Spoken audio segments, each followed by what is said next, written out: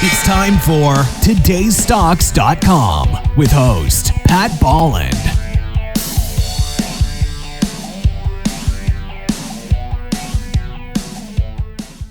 And joining me now is James MacIntosh. He's the president and CEO of Graycliff Exploration. James, great to see you and great to meet you.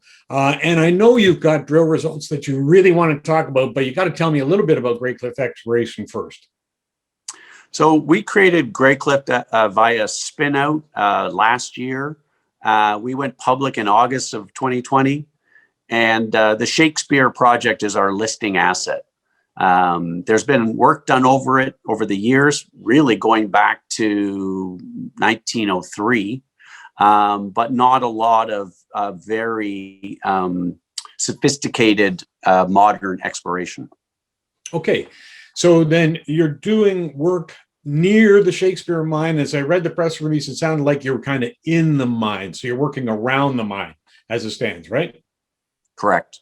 Yeah, the so project is...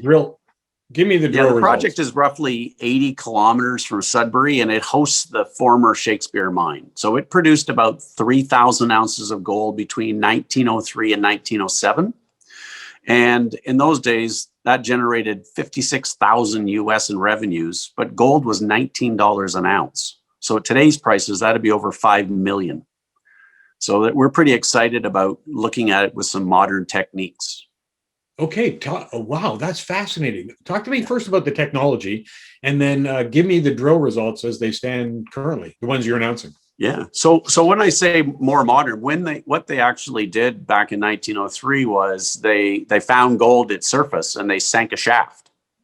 That was their exploration. And it's so, drilling and doing some line cutting and some geophysics. Those things are all very new compared to some of the stuff that was done in the past. So, the drill results, we're really excited. We released the first 2 holes that are part of a 7-hole, 1,100 meter first phase of drilling. And the first hole intersected strong mineralization, 5.5 grams of gold over 4.6 meters. And that included 23.6 grams over 0.8 meters. And a second piece in that same area, 3 grams over 1.8 meters. So, that first hole was it's really good news. It's good to get off to a start with a, good intersection in your first hole. No kidding. But here's the thing. If it hasn't been operating since the early 1900s, there's got to be things like infrastructure. Is there a road there? Is there hydro? Is there water? Yeah, there absolutely is. And one of the things I really like about this project is we drove directly to the property on the Trans-Canada. We then exited the Trans-Canada, went on to 2 small roads, and we were sitting right beside the number 3 adit, which is at the bottom of a cliff. So, the second hole we drilled was also from up near the shaft. And what was interesting about the second hole that we drilled was we were trying to see where the zone of interpreted zone of mineralization was.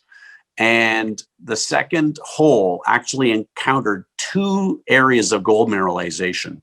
And it was, the first one was basically at about 120 meters down the hole. And the second one was at 140 meters down the hole.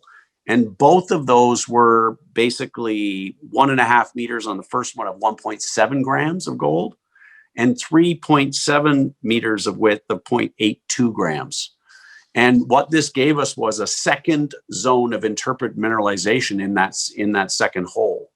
So that it's really good news. So, and that hole is probably 70 meters away from the first hole on the other side of the shaft. So it's very good news. It just increases the amount of mineralization that we believe is within the vicinity of the old Miller shaft, as we're calling it the Miller shaft. We're calling it the Miller shaft because he was the guy who found the original sample that was $5,000 per ton when gold was $20 an ounce. Wow. Okay, the other thing that's changed, other than the gold price per se, is that environmental issues pop up sometimes. Are there other concerns, environmental or otherwise, in developing this property? So because the project's a brownfield site, Pat, we're not really too worried about it. We haven't really encountered any environmental issues to date, and we're not anticipating any major issues. And as I said, there is hydro, water in close proximity. We've got Young's Lake. If you've seen our plan view map, which is on the website, we have Young's Lake to draw water from. There's actually a house that draws its water from Young's Lake as well. And we don't have any issues. We don't perceive any big issues coming down the field. Okay, so it sounds like you've got a very viable project. What are next steps? So the next phase of our drilling program will add about another 1,000 meters of drilling. And because we raised about 780,000 of flow through at Christmas, or just before Christmas, we have more than enough to complete the program and add additional drilling and some infill drilling as we try to expand and get a better idea, because no one has ever really understood the structure of this mineralization. So we really want to get a better feel for the structure of the mineralization. So we should have the drill turning again later in Q1 or early in Q2. And as I say, we've got more than enough to carry that out. Okay, you're recently gone public. I think it was back in the fall. You mentioned there. What have been the challenges of, you've got more than 3 decades worth of experience. What's been some of the challenges in bringing a new company forward? Well, other than getting it public, which took longer than you'd like, and that, of course, is the nature of a spin out. You've got to do a non-offering prospectus, and so that's available as well on CDAR. But we have a very tightly held structure, 18 million shares issued, 20 fully diluted, or 20.9 fully diluted. Management directors and our strategic advisors own about 60% of our shares. So we can, with one phone call, we can access almost 60% of our shares, or a couple of phone calls. So it's really good news to know where that is. But I think the thing that sort of sets us apart, other than that, is our management and technical advisors have an extensive track record of success. I'm basically been doing this since the 80s. I was moved to Bay Street from the field to become a mining analyst in 86.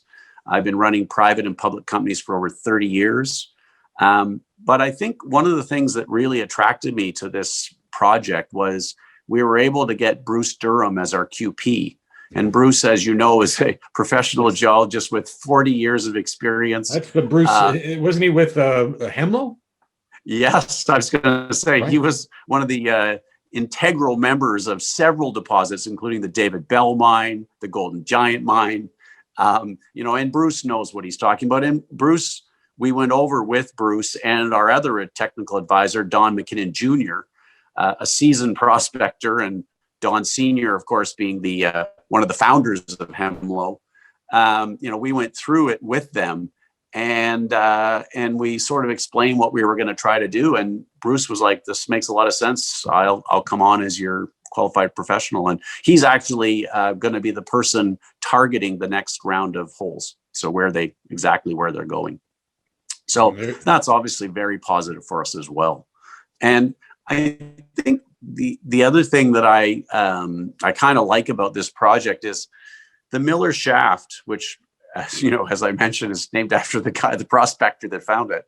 Yeah. It's about 60 meters above the ground.